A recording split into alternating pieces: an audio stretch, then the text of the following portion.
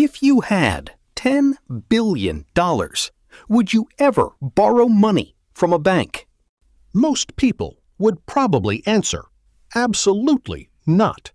But many billionaires do exactly that. And they do it even though they're already unbelievably wealthy. At first, that makes absolutely no sense. Why borrow money when you already have billions? The answer reveals something most people misunderstand about wealth itself. Because being rich and having cash are not always the same thing. Imagine owning $1 billion company instead of $1 billion in cash. That single difference changes everything.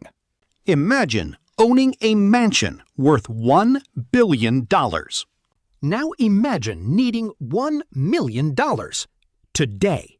You can't cut off part of your house and spend it. Your wealth exists, but it isn't immediately spendable. That's the first secret most people never think about. Being wealthy doesn't always mean having available cash. Many fortunes exist almost entirely on paper.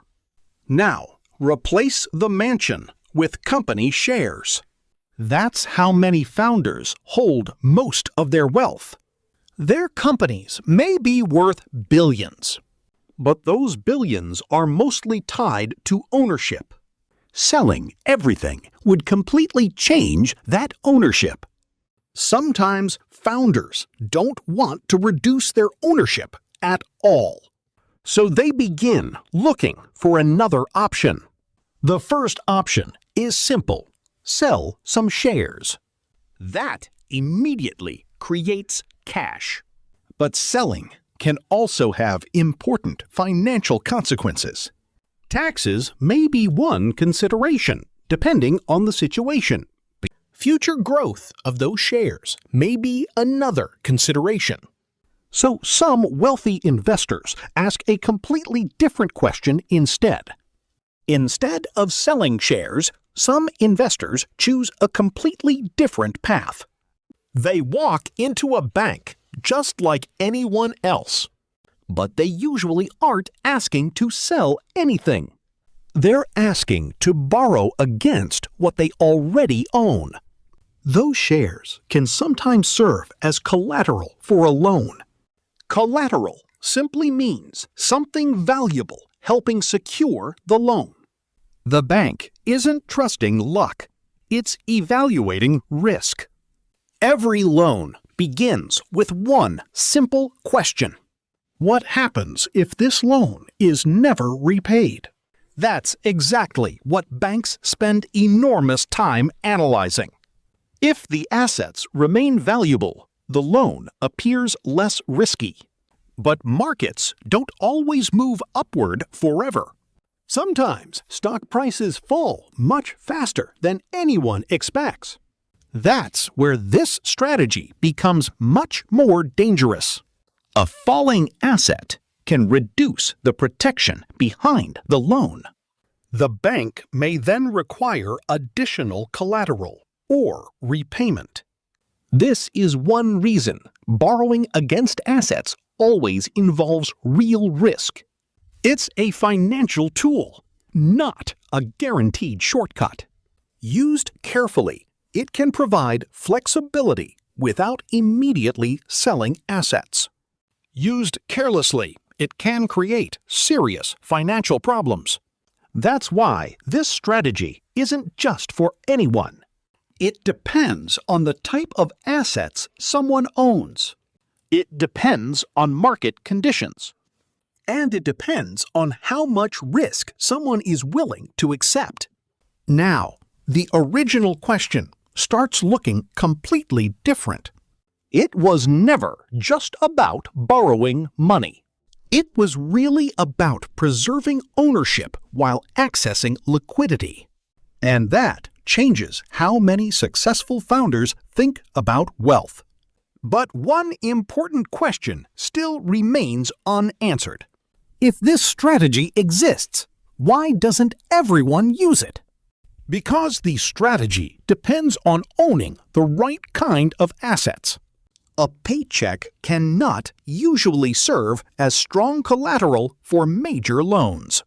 Banks prefer assets that can be valued and sold if necessary.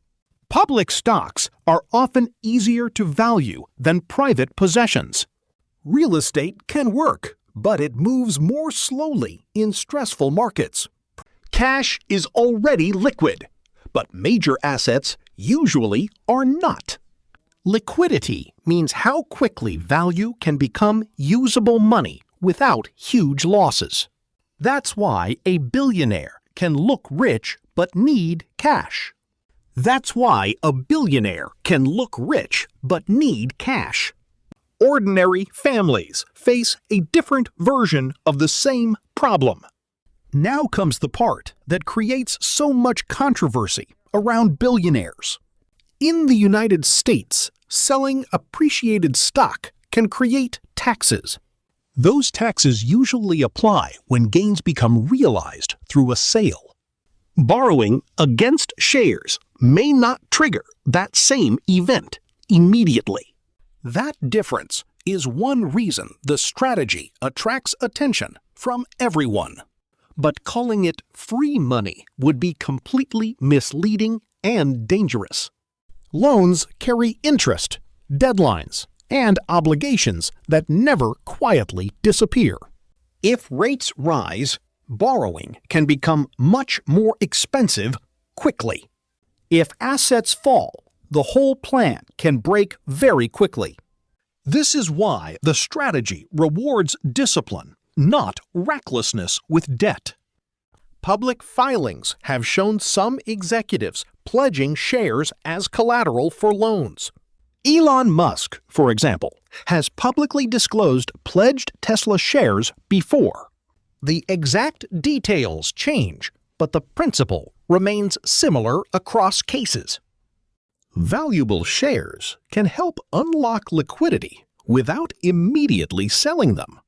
But lenders may limit how much can be borrowed against them. They often lend only a portion of the asset's value. That cushion protects the bank if markets move lower suddenly.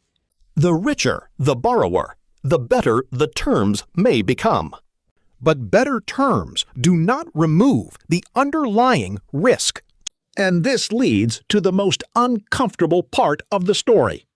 This strategy has become one of the most debated topics in modern finance. Some people call it smart financial planning. Others believe it creates unfair advantages for the wealthy. Understanding the difference requires looking beyond simple headlines. One phrase appears again and again in these conversations. It's often summarized as buy, borrow, and pass assets to heirs. But reality is far more complicated than a three-word slogan. Every country has different tax laws and different financial rules. Those rules also change over time. That's why blanket answers rarely explain the whole picture. What remains true is much simpler. Assets and cash are fundamentally different things. Liquidity changes what people are able to do with their wealth. Risk determines how far someone can push that strategy. Interest rates can completely change the equation. A strategy that worked yesterday may fail tomorrow. That's why wealthy investors constantly adapt instead of following fixed rules. Good financial decisions depend on changing conditions, not magic formulas. That's the lesson hidden beneath the headlines. The real story was never about billionaires alone. It was always about understanding how modern money actually works. Once you understand liquidity, many financial decisions suddenly make more sense. The same principle appears throughout the entire economy. From homeowners to entrepreneurs, liquidity affects almost everyone differently. That's why understanding finance changes how you see everyday decisions. And that brings us back to our original question. Why would a billionaire borrow money instead of selling stock? Because sometimes preserving ownership can matter more than immediately creating cash. Whether that's the best choice depends entirely on the situation and the risks involved. If you owned $1 billion in company stock, would you sell it or borrow against it, and why? What financial mystery should we uncover next?